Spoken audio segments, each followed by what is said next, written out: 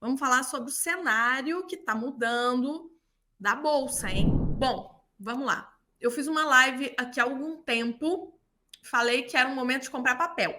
Por quê? Porque nós tínhamos os juros futuros subindo muito. A gente vai ver isso, certo? Acontece que o cenário mudou e a gente vai ver isso, tá? Vamos lá, compartilhar aqui com vocês a minha tela. O que nós temos aqui? Primeiro, tá? Primeiro vamos olhar aqui as nossas NTNBs, né? O Tesouro, que representam aí os nossos juros futuros também, né?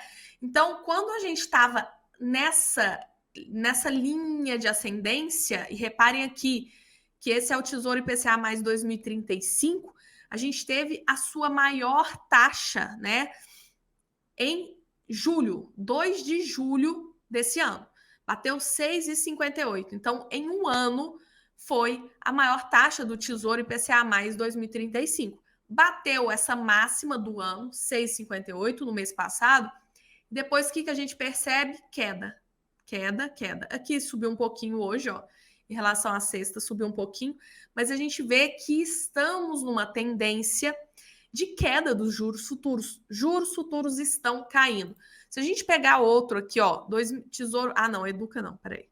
Tesouro IPCA mais 2029.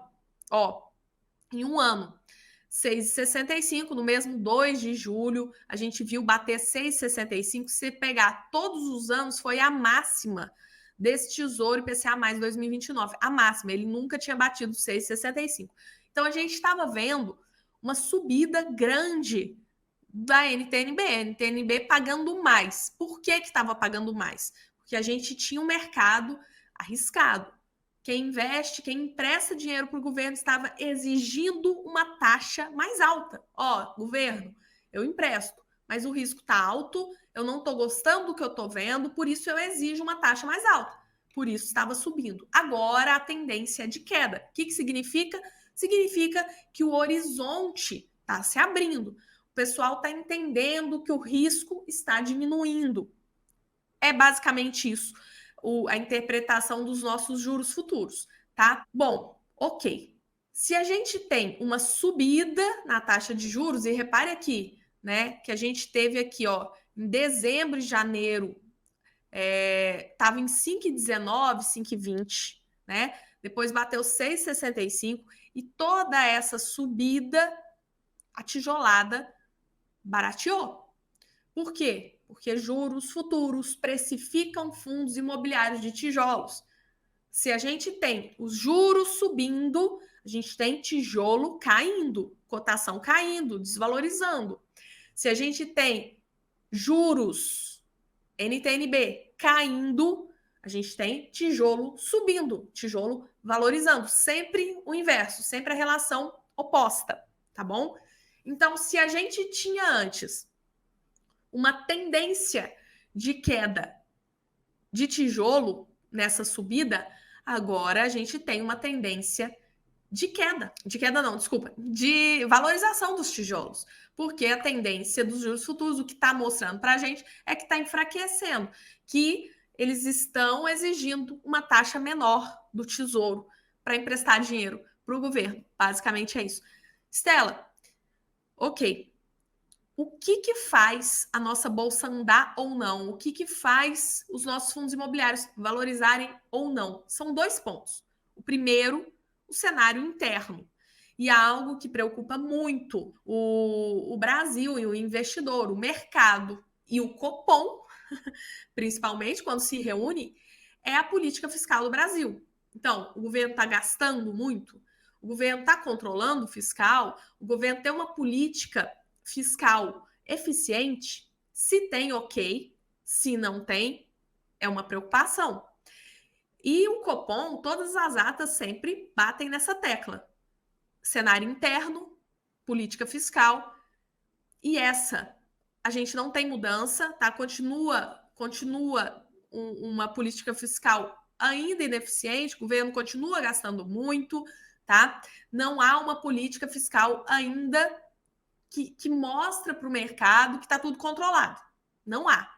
Então, no cenário interno, nada mudou. Mas já venho falando para vocês que se o cenário externo mudasse, aí a coisa ia mudar. E é o que está acontecendo, tá? Se a gente vê aqui, ó, se a gente vê essa notícia de 15 de agosto, né, a gente vê que o capital estrangeiro tá vindo para nossa bolsa, tá? Então, se a gente reparar aqui, ó, reparem aqui que nós temos, tá? Nesse ano tá ruim o gráfico, tá, pessoal? Mas daqui, ó, esse gráfico aqui vermelho é todo esse ano, tá? Então, aqui, ó, a partir daqui é janeiro desse ano, tá? Então, a gente viu, o vermelho é retirada de dinheiro, o azul é quando o gringo coloca dinheiro aqui na nossa bolsa, tá?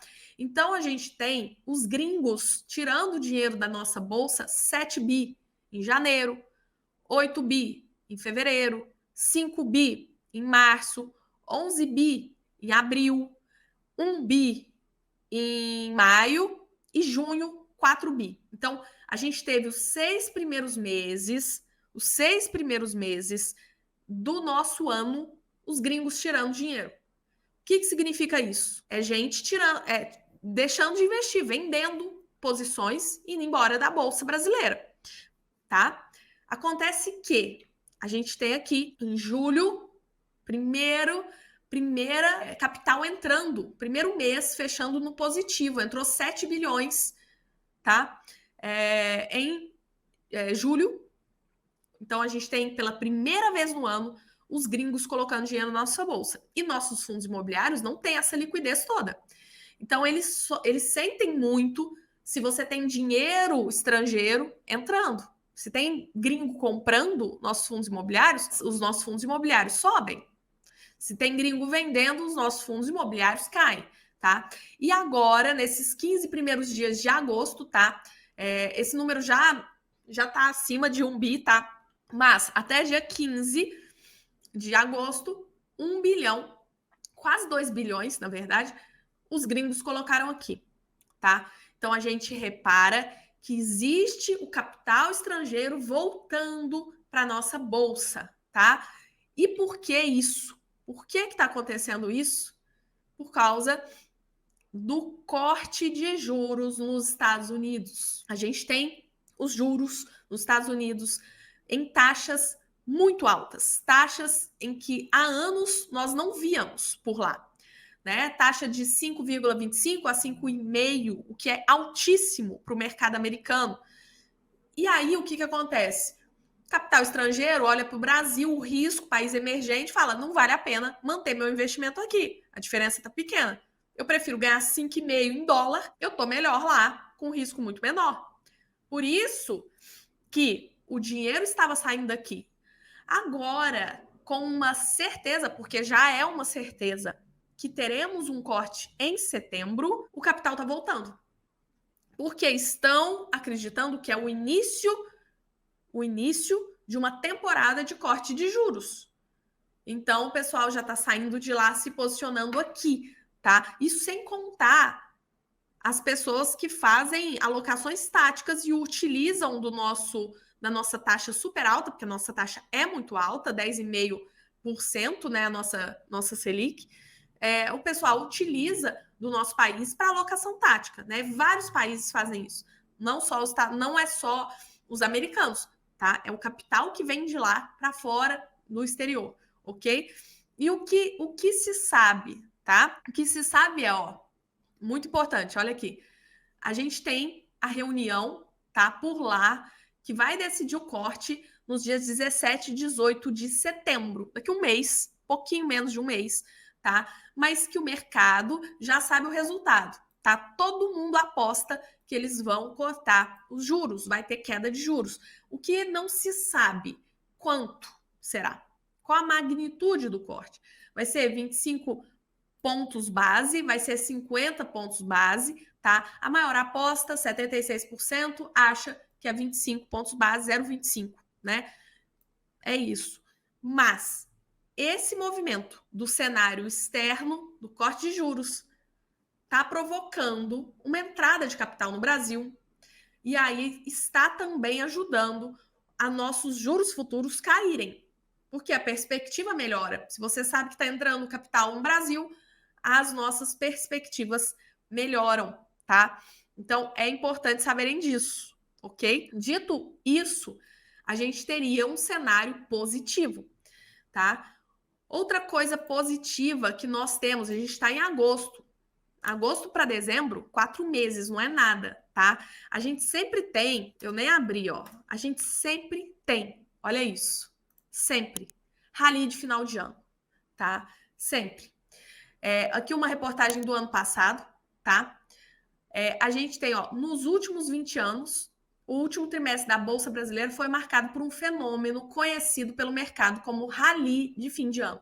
Então, nos últimos 20 anos, a nossa Bolsa subiu no final do ano. É muito importante saber disso, porque a tendência é de alta. A tendência é que os nossos ativos se valorizem, tá? 20 anos. Então, a chance é grande, tá? A chance é grande. Todo final de ano, a Bolsa valoriza. Não entendo por quê, não me pergunte por quê, mas o pessoal fica otimista e começa a investir aqui, tá? Isso é muito importante que a gente entenda o nosso cenário, tá? Paralelo a isso, desde a semana passada, e aqui eu não vou abrir porque eu não assino o Valor Econômico, mas desde a semana passada saiu essa notícia aqui, ó.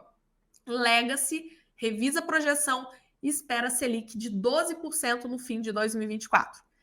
Então, a Legacy tinha previsto 8,5%, 9%. Já errou muito, né? Porque a gente está em 10,5%. Agora está revisando a projeção para subida da Selic. Ao invés de corte da Selic ou manutenção, a gente teria a Selic acabando o ano em 12%, que é muito alto. A gente está em 10,5%, tá? E além disso, hoje de manhã, a XP também elevou as projeções da Selic, não de 12, mas perto disso, para 11,75, certo? Então, a XP antes falou 10,5%, mas antes disso também falou 8,5%, 9%. Então, eles estão errando há muito tempo, mas estão falando em um corte não, em uma subida da Selic, tá? Em uma subida da Selic. E aí a gente tem o que preocupa, né? O que preocupa o pessoal? Por que o pessoal acredita nessa subida da Selic, né? Porque nós tivemos o Copom, a ata do Copom, falando que se precisavam subir, né? Isso é um fato. E 17 e 18 de setembro, assim como o Fed lá nos Estados Unidos vai se reunir, o nosso Copom vai se reunir, tá? E o que nós estamos vendo, tá? Nós estamos vendo uma elevação de previsão para a inflação. Se a gente tem se o mercado, se o Boletim Focus fala que a inflação vai subir, significa que o Copom vai subir a Selic. É isso que o mercado está lendo, tá, pessoal? Se a gente está vendo uma elevação da inflação, significa que o Copom vai precisar subir a taxa de juros para controlar a inflação, tá? E aí é o que eles falam. PIB e câmbio também sofreram uma revisão para cima para 2025 e a expectativa de alta na taxa Selic. É isso que está todo mundo falando agora, a nova bola da vez é essa. Então, o que acontece quando a Selic sobe, tá? Quando a Selic sobe, nós temos... Deixa eu pegar aqui um gráfico, quer ver? Vou ver se tem uma imagem aqui fácil pra gente ver. Aqui. Deixa eu ver se essa é boa. Aqui. Essa é uma boa. Aqui, ó. De 2012, esse gráfico, a 2023. Então, ao mesmo tempo que nós temos os nossos juros futuros caindo em tendência de queda, e por isso o tijolo sobe, nós temos essa relação aqui que numa alta da Selic, os nossos fundos imobiliários cairiam. Então, muita gente fica na dúvida. Estela, tá. Então, juros futuros caindo, tijolo valoriza. Nós temos aí o rally de final de ano. Mas, ok. Mas e a Selic? Se a Selic sobe, a tendência é o IFIX cair? Sim, quando a gente olha aqui, existe sim uma tendência reversa, né?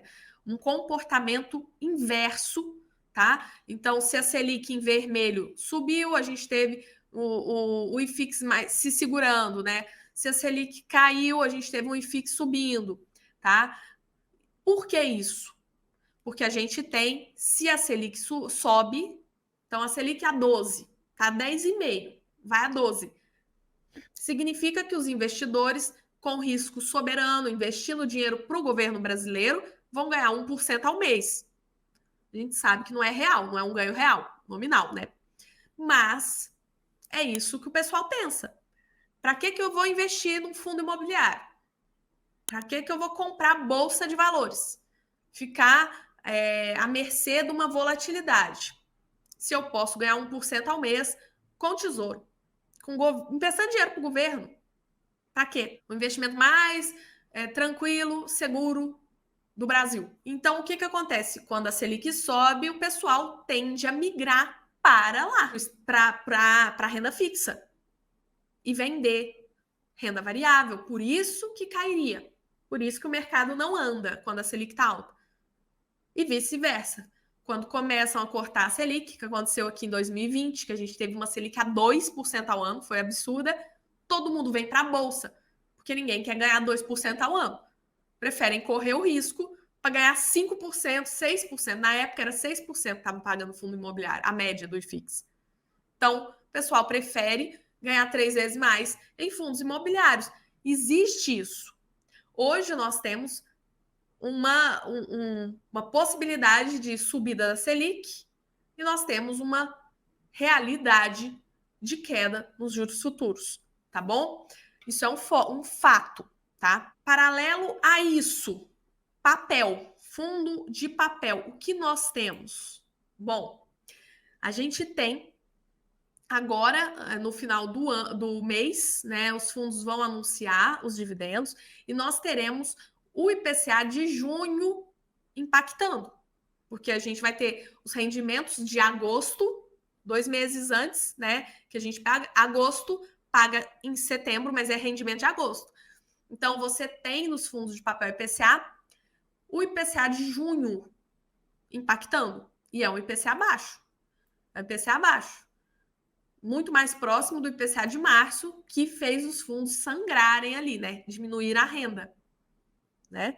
Então, se a gente pegar aqui, vamos lá, ó, vou pegar VCJR, Vinícius Júnior, altamente indexado. A gente pode pegar vários aqui, só para ver.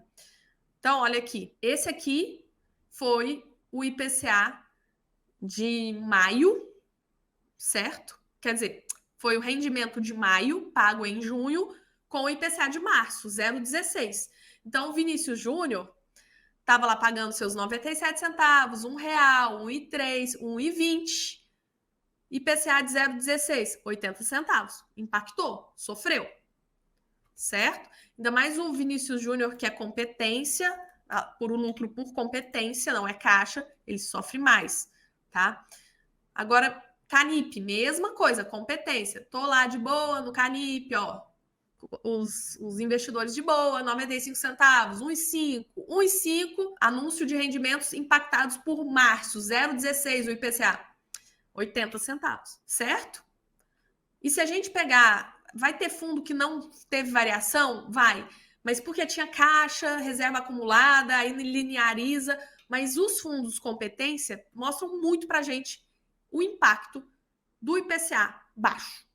Então, o IPCA anuncia os rendimentos do Vinícius Júnior, do Canip e companhia que não tiver reserva acumulada para o mês que vem vão ser parecidos com esse aqui. Pode dar uma diferença? Pode ser 85 centavos, porque não é 0,16, é 0,21, mas é bem mais parecido com março do que os outros meses, certo? Então, nós teremos um anúncio para quem não tem reserva e para quem é a puro lucro por regime de competência, fraco, vai ser um mês fraco, tá? Depois, o mês que vem, quando a gente tiver um anúncio em setembro para pagar em outubro, a gente vai ter um IPCA mais alto, mais gordo, 0,38, tá? 0,38. Exatamente o de abril, ó. Exatamente o de abril. Então, você vier aqui, ó. Então, aqui, março, abril, 85. Subiu 5 centavos no Canip.